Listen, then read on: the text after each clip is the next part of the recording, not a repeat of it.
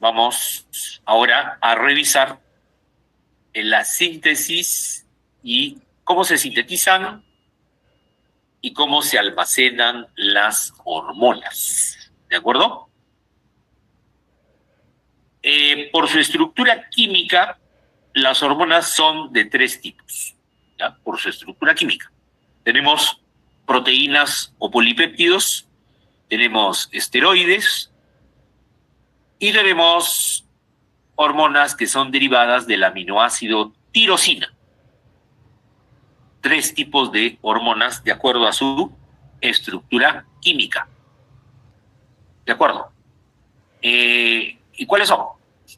Acá por el color lo podemos diferenciar, ¿no? Tenemos, por ejemplo, a ver, acá, proteínas y polipéptidos, por ejemplo, las que produce el hipotálamo, las que produce la hipófisis, la que produce la paratiroides, el timo, en la tiroides la calcitonina solamente, en el estómago el páncreas, el intestino delgado, el tejido adiposo, todas estas hormonas son proteínas o polipéptidos. ¿Esteroides cuáles son? Esteroides son el cortisol, la aldosterona, el 1,25 dihidroxicolecalciferol, los estrógenos, la progesterona y la testosterona. ¿Ya? Y derivados de la tirosina, ¿cuáles son? El factor inhibidor de la prolactina o dopamina, la T3, la T4 y las catecolaminas, noradrenalina y adrenalina. ¿Ya?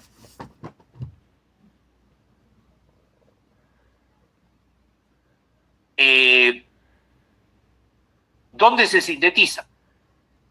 Las proteínas y polipéptidos son las más abundantes, como ustedes pueden haber visto, ¿no? Las más ampliamente distribuidas. Entonces, la mayoría de hormonas son proteínas y polipéptidos. Ahora, estas hormonas, ¿cómo están constituidas? Por aminoácidos. Por aminoácidos, ¿no? Ustedes saben que una proteína o un polipéptido es una cadena de aminoácidos.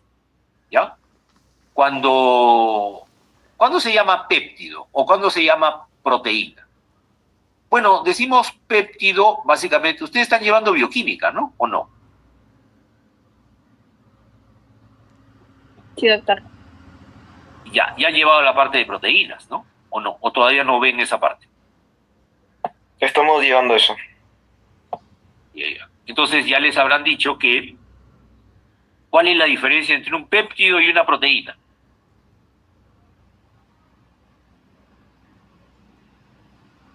A ver, ¿quién se anima a contestar? ¿Cuál es la diferencia entre un péptido y una proteína?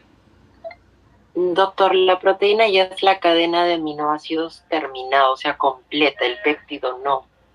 Esa es la diferencia. No. Sí, doctor. Bueno. Podría ser que la proteína se considera a partir de 51 aminoácidos. Ya. En cambio, o sea, que sea de 51 abajo serían solo los péptidos, de unión Ya. de 2 aminoácidos o más. Bueno, ya está bien, está bien. Lo segundo está mejor. Lo segundo está mejor. Es por el número de aminoácidos que tiene. Porque un polipéptido también tiene ya una función definida, ¿no? Una proteína tiene una función definida. Un polipéptido también tiene una función definida. Pero la diferencia básica es el tamaño de la molécula, ¿no? El tamaño. Una proteína es mucho más grande, un polipéptido es una molécula más pequeña, ¿no? Y básicamente, bueno, según Guyton, ¿no? Según Guyton, el corte es 100 aminoácidos. O sea, aquello que tiene menos de 100 aminoácidos es un péptido.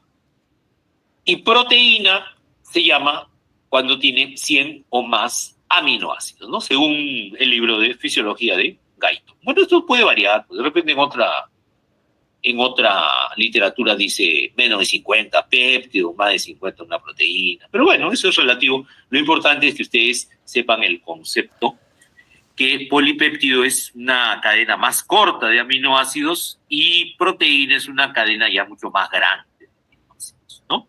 ¿De acuerdo? Aparte que una proteína ya puede adquirir una estructura secundaria, una estructura terciaria y hasta cuaternaria, ¿no? Como seguramente ya lo han visto en bioquímica, ¿no? ¿Ok? Y es más compleja, ¿no? Una proteína es más compleja que un péptido. Pero en cuanto a función, repito, ambas tienen función. Una proteína tiene una función, los péptidos también ya tienen una función. Por ejemplo, por ponerte un ejemplo, ¿no? Según el Guyton, la hormona liberadora de tirotropina, de la que hemos visto, ¿no? ¿Se acuerdan? ¿Dónde se libera, dónde se produce esta hormona?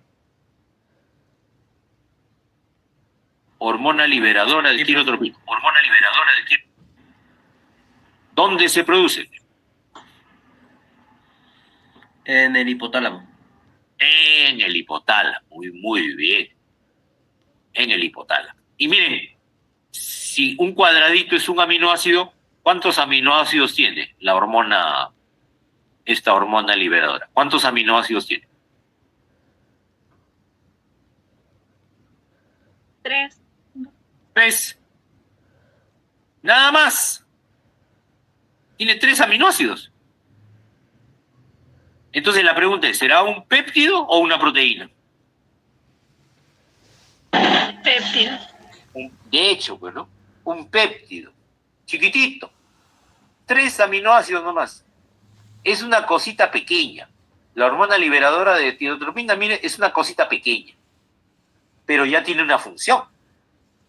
¿Cuál era su función? ¿Se acuerdan?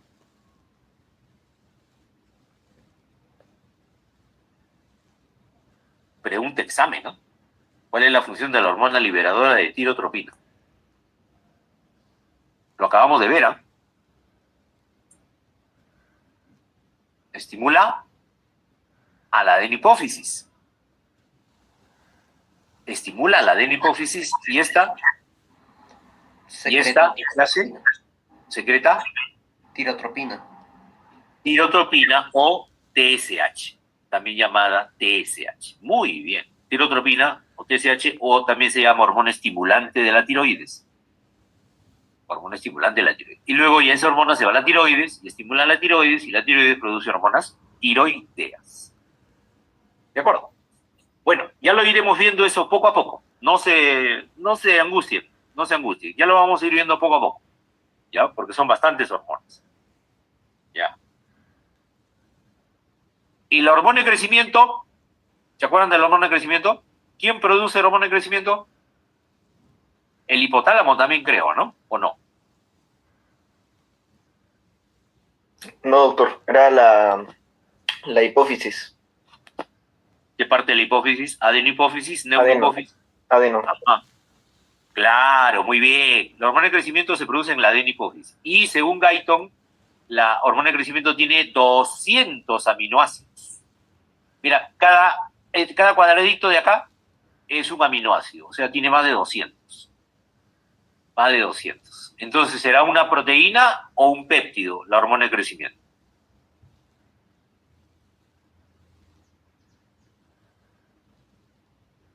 Uy, estamos mal, joven. Es una proteína, doctor, es una proteína. Ay, ahora sí, ahora sí. No se me duerman, ¿ah? Es una proteína porque tiene más de 100 aminoácidos, ¿no? Según Guyton, ¿no? Según Guyton. Así es, ¿ya? Entonces, ¿qué diferencia, no? Mira, si tú pones... Acá hemos puesto 3 nomás, de la hormona liberadora de tirotropina, son 3 aminoácidos de estos cuadritos chiquitos.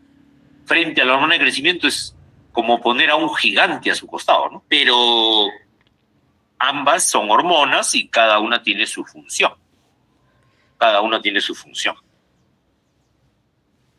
Ya. Las hormonas que son proteínas o péptidos, ¿qué característica tienen? Salen a circular a la sangre, ¿no? Salen a circular a la sangre, entran a la célula blanco, llegan hasta el núcleo de la célula blanco y actúan sobre el ácido nucleico, sobre el ADN de la célula blanco, quien transcribe y forma ARN mensajero. Ese ARN mensajero llega a los ribosomas del retículo endoplasmático y le estimula para producir una determinada proteína, que es una prehormona. Una prehormona. ¿De acuerdo? O sea, es una molécula más grande que la hormona final. ¿Ya? La prehormona es una molécula más grande que la hormona final. Luego, esta prehormona, en el retículo endoplasmático liso, va a sufrir un corte de su molécula. Le cortan una cadena de aminoácidos, queda más chiquita. Y al quedar más chiquita ya no se llama prehormona, se llama prohormona. Se llama prohormona. Es más chiquita. Pero todavía ni la prehormona ni la prohormona tienen ningún efecto. Usted la pone en la sangre a circular, no tienen ningún efecto todavía. ¿Ya? Luego la prohormona entra al aparato de Golgi. Entra al aparato de Golgi. Y en el aparato de Golgi sufren otro corte. Otro corte, ¿ven? Otro corte.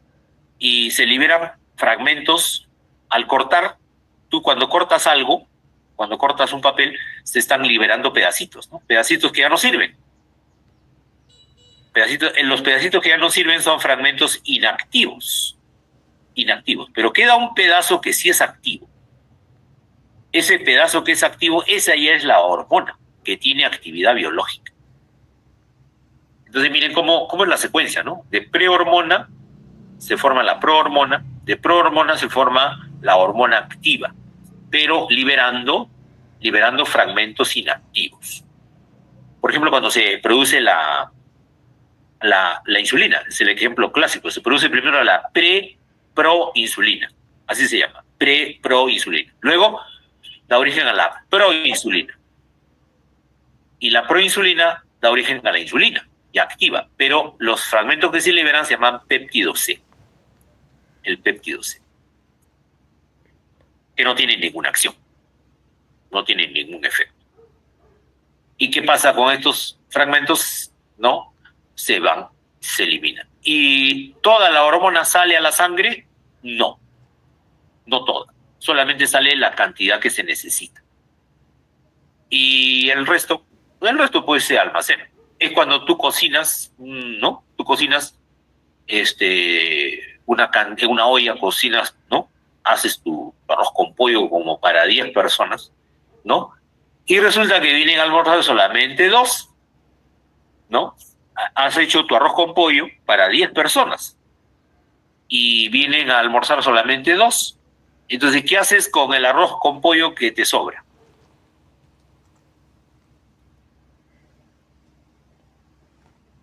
Oye, yo creo que están dormidos ustedes, ¿eh? A ver.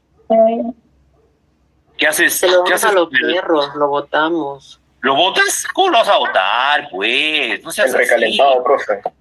El recalentado. Ya, pero Al día para siguiente. recalentar tienes que guardarlo. Lo guardas, pues, en la refri. ¿Cómo lo vas a botar? ¿Quién ha dicho que lo bota? No, pues, ya la vida no está como para botar las cosas, ¿no? Ya, si tú has hecho arroz con pollo para 10 personas y vienen a almorzar solamente 2, el resto lo guardas, pues. Lo guardas en la refri para el día siguiente, para más tarde, ¿no? Para el calentado, como dice ahí el amigo. Para el calentado. Pero lo guardas. Igual son las células endocrinas. Igualito. Igualito. Cuando hay una necesidad, siempre las células endocrinas producen una cantidad en exceso de hormonas, pero liberan a la sangre solamente la cantidad que se necesita. ¿Ya? La hormona que sale a la sangre es solamente la cantidad que se necesita. ¿Y el resto? El resto se almacena. El resto se almacena. No se bota, se almacena para una siguiente ocasión. ¿Ya? Hay sustancias como el calcio, el AMP cíclico, que favorece esta formación de hormonas. O sea, hay células que necesitan que entre calcio, entre AMP cíclico para que incremente la producción de una determinada hormona. ¿Ya? Y la hormona que del Golgi sale en vesículas, fíjese usted, del Golgi está saliendo en vesículas. Estas vesículas se fusionan con la membrana celular y en ese momento se fusiona, se abre la vesícula y sale la hormona AS con el fragmento inactivo. Esta es la hormona y este es el fragmento inactivo. Ambos salen a la sangre. Este proceso por el cual se forman en el Golgi son rodeadas por una membrana, dentro de una vesícula. La vesícula viene, se fusiona con la membrana celular y se rompe y se abre y luego sale. ¿Ese proceso cómo se llama? ¿Ese proceso cómo se llama? Exocitosis. Exocitosis. Muy bien. Exocitosis. Entonces, todas las células endocrinas liberan por exocitosis sus hormonas siempre y cuando sean, ¿qué cosas? Sean proteínas o sean polipéptidos. ¿Ya? Proteínas o polipéptidos. Siempre con sus fragmentos inactivos. ¿Ya? Sus fragmentos inactivos. Es por eso que en la diabetes el médico a veces no pide dosaje de insulina, sino dosaje de péptido C. El péptido C es el fragmento inactivo, ¿no? Que va a reflejar también el nivel de producción de insulina. ¿Ya? Ahora, otro detalle de las hormonas que son proteínas o péptidos, ¿cuál es? Es que son hidrosolubles. Hidrosolubles. Hidrosolubles. Muy bien. Hidrosolubles. Y o sea que se combinan bien con el agua de la sangre. Y por lo tanto, si son hidrosolubles, ya no van a necesitar algo. No van a necesitar algo. ¿Qué cosa? ¿Qué cosa no necesitan? ¿Vesículas? Enzimas hidrolíticas. No. Eso ya fue a nivel celular. Cuando ya salen a la sangre, a circular, no necesitan transportadores. No necesitan a nadie que las transporte. O sea, por decir, llegan a la sangre y solitas se transportan. Como decir, vas y te vas a pie. No necesitas subirte a ningún bus, no necesitas subirte a ninguna combi, no necesitas subirte a ningún taxi. Tú solita vas a pie nomás. Caminando llegas, solita, sin que nadie te acompañe. Vas a llegar hasta la célula blanca. ¿Ya? O sea, las hormonas hidrosolubles no necesitan ningún transportador. ¿Ya? No necesitan ningún transportador. Viajan solitas en la sangre. ¿Está claro? ¿Ya? Ok, ahora veamos. Sí, diga. ¿Cree que puede explicar así de forma rápida nomás el inicio desde el núcleo? Así, algo rápido, por favor. De nuevo.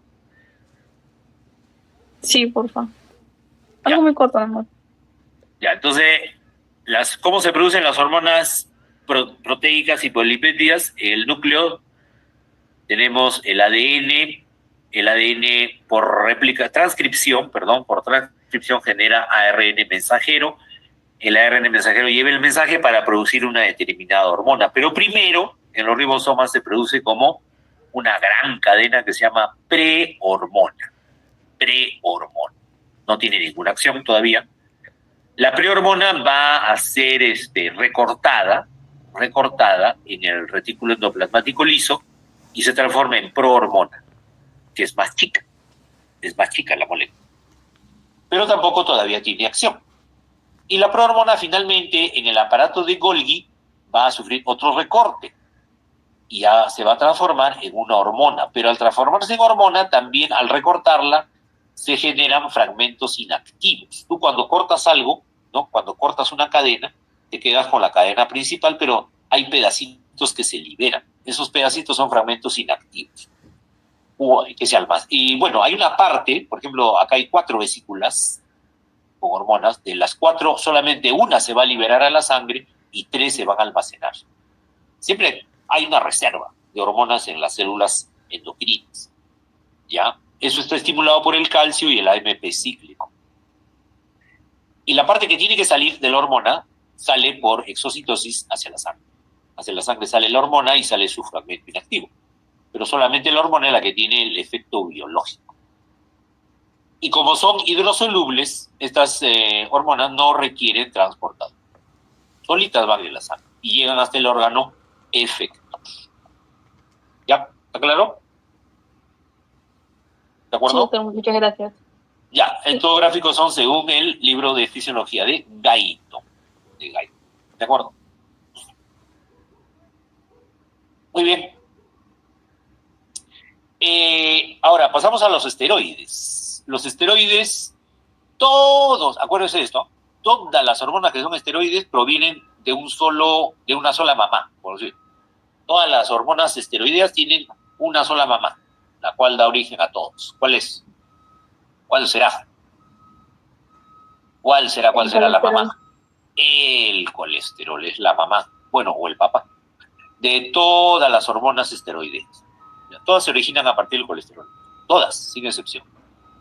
Por ejemplo, en el hígado entra el colesterol, por ejemplo, de la alimentación, ¿no? Se forma la VLDL, que es la lipoproteína de baja densidad, se transforma en LDL, sale a la sangre, y la LDL tiene colesterol en su interior que se deposita en las células. Por endocitosis, mira, entra a las células. Por endocitosis. Dentro de la célula ya tenemos lisosimas que separan a la LDL de su receptor. Y luego la LDL se fragmenta también y libera al colesterol. ¿Ven? Se separa el colesterol, se libera. Y a partir del colesterol se producen hormonas. Puede ser si estamos en una célula de los ovarios, del testículo, se produce la pregnenolona. O también puede darse el caso que a partir de la acetilcoenzima A, de seguro en bioquímica han visto que es otra vía por la cual se forma el colesterol. O sea, hay un colesterol exógeno que proviene de la alimentación y hay un colesterol endógeno que proviene de la acetilcoenzima A. Esto ya deben haberlo visto en bioquímica, ¿o no, jóvenes? ¿Han visto lípidos en bioquímica o no? ¿O todavía no? Ya vimos ya. ¿Perdón? Ya vimos lípidos. Ah, ya vieron lípidos. Entonces seguramente ya les han explicado esto, ¿no? Hay dos vías dos fuentes de colesterol en el cuerpo. El colesterol exógeno, que viene de la alimentación, a través del hígado, y el colesterol endógeno, que se forma a partir de la acetilcoenzima A. Bueno, cualquiera de los dos colesteroles es igual. Forman, por ejemplo, pregnenolona, y a partir de la pregnenolona se puede formar diversas hormonas, como la aldosterona, como el cortisol, como el estradiol, como la testosterona. Todas estas hormonas son esteroides. Todas son esteroides. ¿Estamos de acuerdo? A diferencia de las proteínas o polipéptidos, los esteroides no se almacenan. No se almacenan. ¿De acuerdo? Y no salen por exocitosis a la sangre, salen por difusión simple.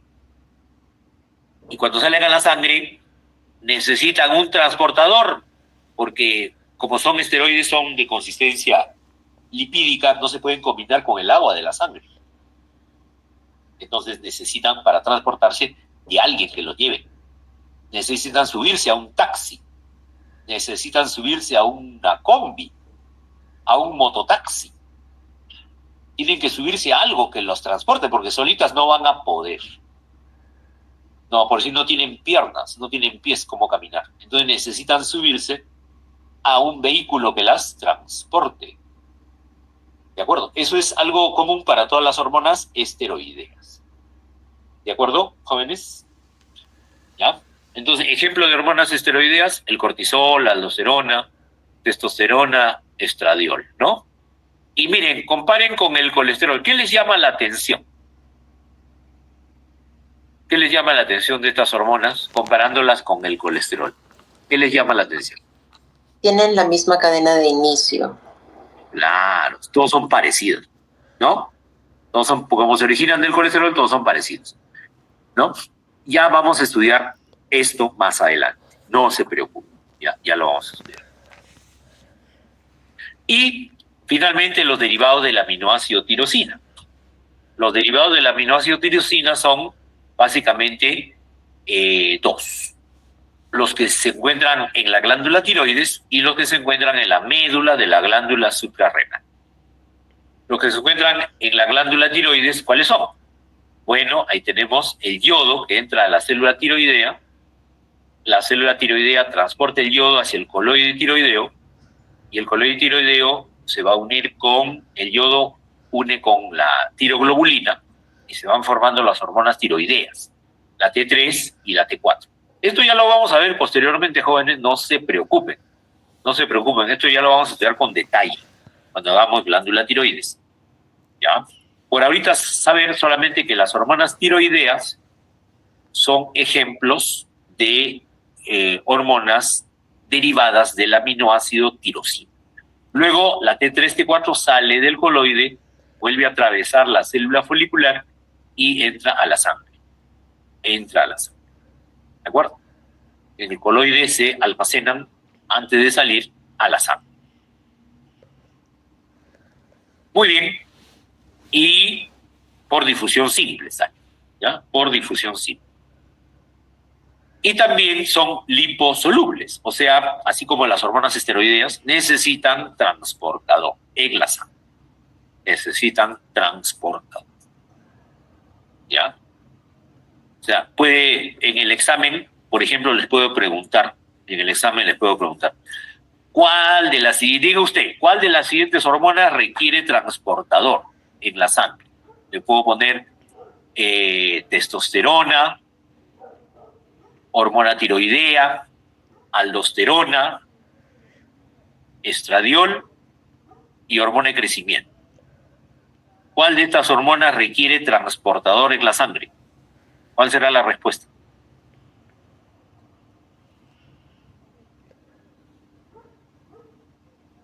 A ver, de nuevo. La hormona de crecimiento, doctor. Ah, muy bien, la hormona de crecimiento, muy bien, porque es una proteína y las proteínas no requieren transportador. Muy bien, excelente. Vamos bien entonces. Y el otro ejemplo de hormonas derivadas del aminoácido tirosina son las que se encuentran en la médula de la glándula suprarrenal, ¿no? Ahí tenemos a las células cromafines, que son unas células parecidas a las neuronas, donde se sintetizan, miren cómo a partir del aminoácido tirosina, ¿no? Por hidroxilación se forma la dopa, y la dopa por descarboxilación da origen a la dopamina, y a partir de la dopamina, por hidroxilación se forma la noradrenalina, y luego la noradrenalina, por metilación, forma la adrenalina. Esa es la vía, que también ya la vamos a ver con detalle cuando hagamos médula suprarrenal. No se preocupe. Y la adrenalina se almacena. Se almacena. O sea, las hormonas derivadas del aminoácido tirosina también se almacenan. Las hormonas tiroideas se almacenan. Las hormonas de la glándula suprarrenal, las catecolaminas, también se almacenan. Cuando viene el estímulo por parte de una neurona del sistema simpático, mira, ¿qué va a ocurrir? Va a haber una descarga. Hay una descarga de adrenalina y noradrenalina que están almacenadas, salen por exocitosis. Por exocitosis salen hacia la circulación y estas catecolaminas sí son hidrosolubles. Sí son hidrosolubles, o sea que no necesitan transportador. Ya, no necesitan transportador. Viajan solitas en la sangre, ya, se van a pie o corriendo, se van hacia el órgano blanco, ya, por la circulación. ¿Está claro, jóvenes? Entonces acá tenemos características. Las proteínas y polipéptidos están formadas de aminoácidos los esteroides a partir de colesterol y las derivadas del aminoácido tirosina a partir de tirosina. ¿Dónde se sintetizan? Las que son proteínas y polipéptidos, ya vimos en el retículo endoplasmático rugoso y en el Golgi, los esteroides en la mitocondria, retículo endoplasmático liso. En el caso de las derivadas de la tirosina, en la tiroglobulina, si estamos en la tiroides, y en el citosol, si estamos hablando de las glándulas suprarrenales, ahí las catecolaminas.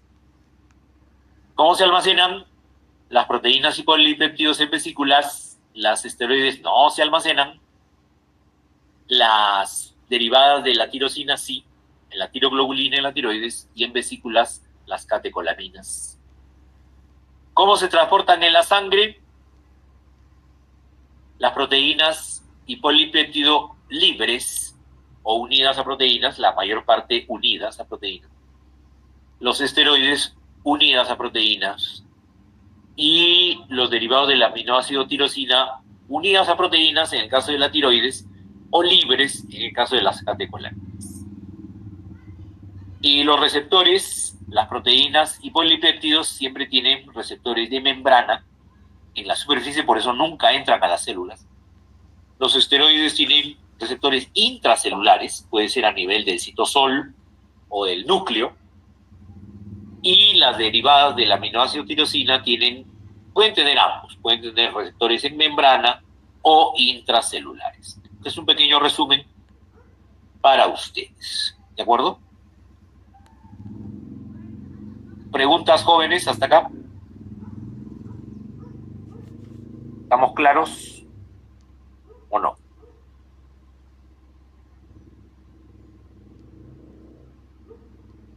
¿Vamos bien? ¿Vamos mal? ¿No dicen nada? Todo claro. Vamos bien, muy bien. Doctor, vamos a avanzar otra clase más porque son 4:15 ya. Ah, ya. ¿Pero de acá tienen otra clase o ya no? Ya están libres, creo, ¿no? No, profesor, tenemos otra clase, el grupo 1-6. Ah, ya. Entonces vamos a unos 5 minutos más, terminamos. Es rapidito lo que les voy a explicar. Bien rapidito, ¿ya? Secreción, transporte y almacén de hormonas. Y aclaramiento de hormonas, ¿ya? Ya vimos los derivados del aminoácido tirosina, ya vimos los derivados de la glándula tiroides, ¿no? ¿No es cierto? ¿Ya? ¿Qué va a ocurrir? Cuando una hormona se libera, por ejemplo acá, por ejemplo de la glándula suprarrenal, en llegar a la célula blanco es rapidito. Llega en cuestión de segundos, máximo minutos, llega a su célula blanca. ¿No? A ver, de nuevo, miren. Se libera, mira. Se libera en segundos, y llega corriendo, mira, ¿ves? Llega a su célula blanca. En cambio, la célula de la tiroides, mira, la célula de tiroides también se libera, sale rápido y llega a la célula blanco, pero ¿en qué tiempo? En meses. Claro, esta es la duración del efecto. Llega rápido, pero su efecto es mucho más prolongado. Mientras que acá llega rápido y su efecto pasa rápidamente, ¿no? Es muy fugaz el efecto de las hormonas catecolaminas. En cambio, de las células, de las hormonas tiroideas, es un efecto rápido, pero y a la vez duradero. Puede durar meses. Entonces, el inicio y duración de cada acción de cada hormona difiere de cada hormona, depende, ¿no?, de qué hormona sea. Ahora, si yo te mido una determinada hormona en la sangre, su concentración es muy pequeñita, alrededor de microgramos o picogramos. ¿Qué cosa es un microgramo? Por ejemplo, en 1 litro de sangre, ¿no?, 1 mililitro será esta porción. 1 mililitro de sangre. La milésima parte del litro. Y en ese mililitro de sangre hay 1 gramo. 1 gramo, supongamos que hay 1 gramo de una determinada hormona. Pero ese es 1 gramo. Y si fuera 1 miligramo sería la milésima parte del gramo. Pero la concentración de las hormonas no son en miligramos, sino en picogramos. ¿Y el picogramo qué cosa es? Es la millonésima parte de 1 gramo. Imagínate. La millonésima parte. Y hay hormonas que no están en picogramos, no están en microgramos, perdón. Mira, supongamos que este es 1 microgramo, ¿ya? Que es la millonésima parte del gramo, y de ese microgramo sacamos 1 nanogramo. 1 nanogramo es la billonésima parte de 1 gramo. Imagínate, la billonésima parte de 1 gramo. Entonces, hay hormonas, por ejemplo, la adrenalina, cuya concentración es de 0 a 20 picogramos, se produce al día. La T4, T3, la T4 está en microgramos, 5 a 11 microgramos. La T3 está en nanogramos. O sea, imagínate la cantidad tan reducida de hormonas que tenemos en la sangre, y esa cantidad es suficiente. Es suficiente para que puedan realizar su función. ¿De acuerdo? Por eso en los laboratorios recurren a técnicas muy especiales para poder hacer dosaje de hormonas. Por eso tú vas a un laboratorio, te haces un dosaje de glucosa, ¿cuánto te costará? Pues 10 soles, 20 soles. Pero un dosaje, por decir, de TSH, de T3, de 4, te cuesta 100 soles. Porque necesita una metodología mucho más avanzada para poder detectar esas concentraciones tan pequeñas que hay. Ahora, ¿cómo se regula la secreción hormonal? Por retroalimentación. Puede ser positiva o negativa, ¿no? Por ejemplo, ¿cuándo se habla de una retroalimentación negativa? Digamos, hay un estímulo, el estímulo actúa sobre la célula generadora de hormona, la célula generadora de hormona produce la hormona llega a la célula blanca, y la célula blanca responde satisfaciendo el estímulo inicial. ¿Ya? Por ejemplo, que sea una baja presión, el estímulo. Se genera, por decir, la hormona, la aldosterona. La aldosterona actúa sobre el riñón y se reabsorbe sodio y agua. Entonces vuelve a aumentar el volumen sanguíneo y se restaura la presión. Y una vez que se restaura la presión, ya cesa el estímulo. Ya se deja de producir. Entonces, acá hay una autorregulación para que no se siga produciendo más y más y más hormona en cantidad excesiva. Eso se llama retroalimentación negativa. ¿Ya? Una vez que ya se consiguió el efecto, este mismo efecto hace que la célula generadora ya no produzca más hormona. Eso es una retroalimentación o feedback negativo. ¿Ya? ¿Ok? Muy bien. Ahora, esta retroalimentación puede ocurrir a nivel de la transcripción, a nivel de la traducción, a nivel de la elaboración o a nivel de la liberación del hormona, de cualquiera de estas etapas. ¿Ya? Entonces, aquí la variable, ¿cuál es? La variable controla el grado de actividad en el tejido efector. Una vez que ya se logra restaurar la presión arterial, eso es lo que controla y regula la producción de hormona. ¿Ya? Que se logre la normalidad en el organismo, la homeostasis del organismo. ¿Ya? ¿Ok? Ahora, ¿qué pasa si no se satisface el estímulo? Yo produzco aldosterona y no se satisface el estímulo. Va a seguir produciéndose la hormona. Va a seguir produciendo. Vea que hay un signo positivo. Ya no es signo negativo, es signo positivo. Se sigue produciendo la hormona hasta que se logre el objetivo final, que es satisfacer el estímulo inicial. ¿De acuerdo? Y la retroalimentación positiva es cuando se genera una hormona, hay un estímulo, se genera una hormona, la hormona, por ejemplo, acá poner un ejemplo, los estrógenos. Los estrógenos estimulan a la hipófisis, ¿no? Y al hipotálamo. El hipotálamo produce la hormona liberadora de gonadotrofinas. La hipófisis produce las hormonas gonadotrofinas, que son la LH y la FSH. Por ejemplo, la LH viene, actúa sobre los ovarios, provocando la ovulación y produciendo estrógenos. Y los estrógenos vienen y estimulan los estrógenos siguen estimulando al hipotálamo para que siga produciendo hormona liberadora de gonadotrofinas. Y esta sigue produciendo hormona luteinizante y se sigue produciendo más estrógenos. Y a más estrógenos se sigue produciendo más estrógenos.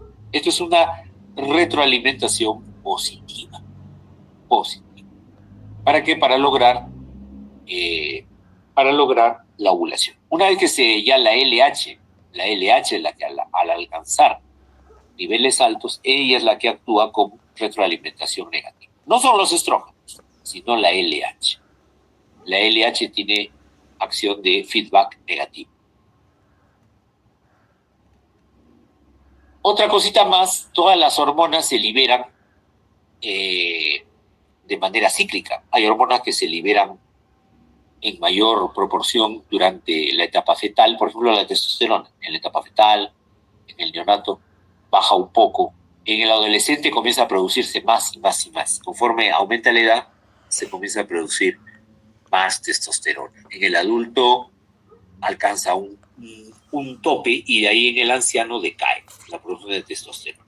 Entonces es una variación cíclica con respecto a las etapas del desarrollo. Pero también puede ser un ritmo diario, ¿no? Por ejemplo, el cortisol se ha visto que su máxima producción es a las 8 de la mañana. Y ahí disminuye su producción hasta las 8 de la mañana del día siguiente. Todos los días se produce mayor cantidad a las 8 de la mañana. Eso se llama ciclo circadiano. Cuando es un ciclo que se repite cada 24 horas, se llama ciclo circadiano. Hay otras hormonas que tienen que ver con el sueño. Por ejemplo, la hormona de crecimiento se produce durante el sueño profundo. Por ejemplo, acá ve, a las 12 de la noche. Aumenta su producción. ¿Ya? ¿Ok? No, perdón, esto es con la alimentación. Porque uno de los estímulos para la producción de hormona de crecimiento es la hipoglicemia. Por ejemplo, a las 12 no has almorzado, hay hipoglicemia. Eso te provoca aumento de la hormona de crecimiento. En la noche, mira, a las 12 de la noche hay un pico también, pero ya por el sueño. Te fuiste a dormir, el sueño estimula la producción de hormona de crecimiento. ¿Ya? Por eso dicen las abuelitas, decían, duerme, hijito, los niños, ¿no? Entre más duerme el niño, mejor, va a crecer más. ¿Ya? Estos son los llamados relojes circadianos, ¿no? Que tienen duración de 24 horas. ¿Ya? Son los relojes circadianos, lo cual está regulado por el núcleo supraquiasmático. El núcleo supraquiasmático, ¿ok? A nivel del hipotálamo. Él es que regula los relojes circadianos. Hay relojes circadianos en todos los órganos prácticamente, ¿no? Riñones, corazón, estómago, etc. Bueno, las hormonas hidrosolubles, ya dijimos, péptidos, catecolaminas, y las hormonas liposolubles, esteroideas y tiroideas, ¿no? Los péptidos viajan por la sangre y llegan a receptores en las células blanco. Los esteroides viajan con transportadores. Los transportadores son proteínas plasmáticas. Pero no todo la hormona viaja unida a la proteína. Básicamente, unida a la proteína viaja el 90% y el 10% libre. El 10% libre. Ese 10% libre va a llegar hacia los receptores de las células, o ya pueden ser receptores de membrana, o pueden ser receptores intracelulares. Ya, cualquiera de los dos. Entonces, las hormonas y liposolubles carecen de actividad biológica hasta que se disocian de los transportadores. Si no se disocian de los transportadores, no tienen actividad. Y actúan como almacenamiento y retrasan su eliminación plasmática, porque al estar unidas a un transportador, su tiempo de vida media se prolonga más bien. Ya. Por ejemplo, la tiroxina, la T4.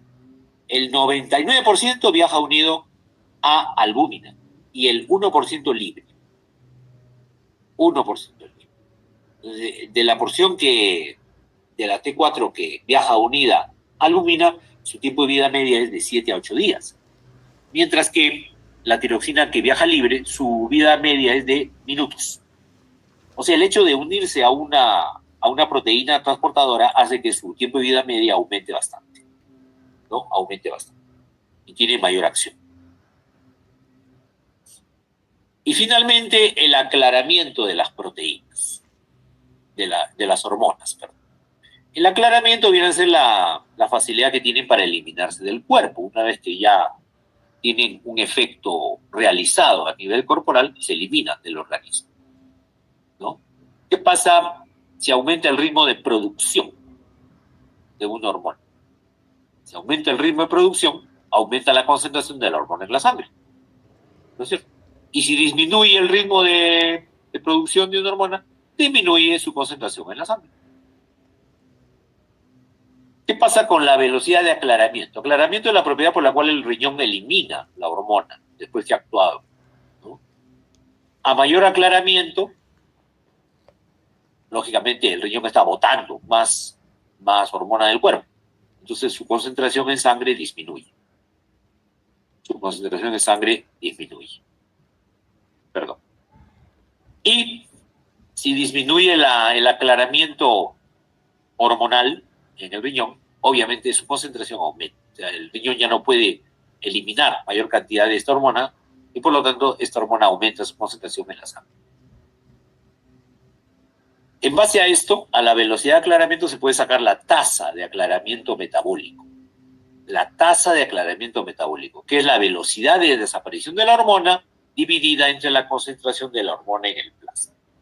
Esto se puede medir si nosotros inyectamos una hormona radioactiva, o sea, unida a un marcador radioactivo, lo inyectamos en la sangre de un paciente con una velocidad de infusión de 50 microgramos por minuto y luego vemos su desaparición. También podemos calcular su velocidad de desaparición en 50 microgramos por minuto. Ya, esa sería la velocidad de desaparición. 50 microgramos por minuto. Y su concentración en el plasma lo hacemos mediante un recuento de centelleo, que es un equipo especial, y resulta que su recuento, por decir, en sangre es 0.5 microgramos por mililitro. Por lo tanto, 50 entre 0.5, el resultado es 100 mililitros por minuto. ¿Qué significa eso?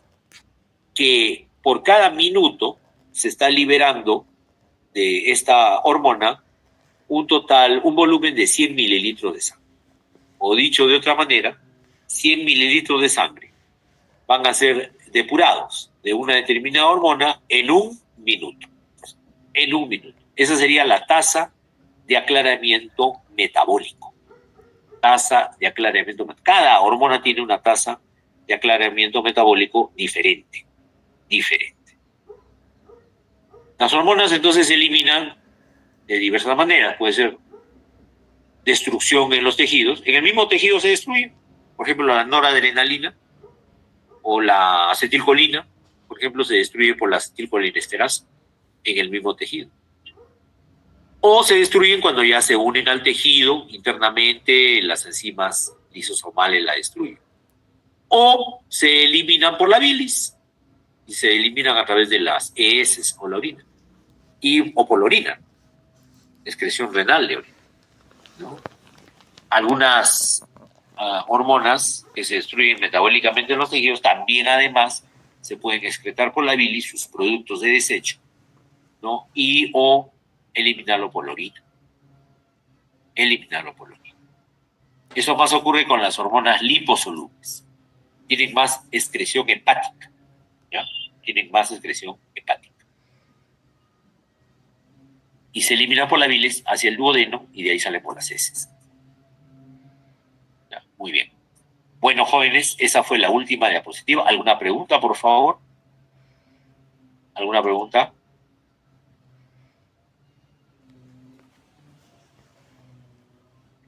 ¿Todo claro? Ninguna, profe. Muy bien.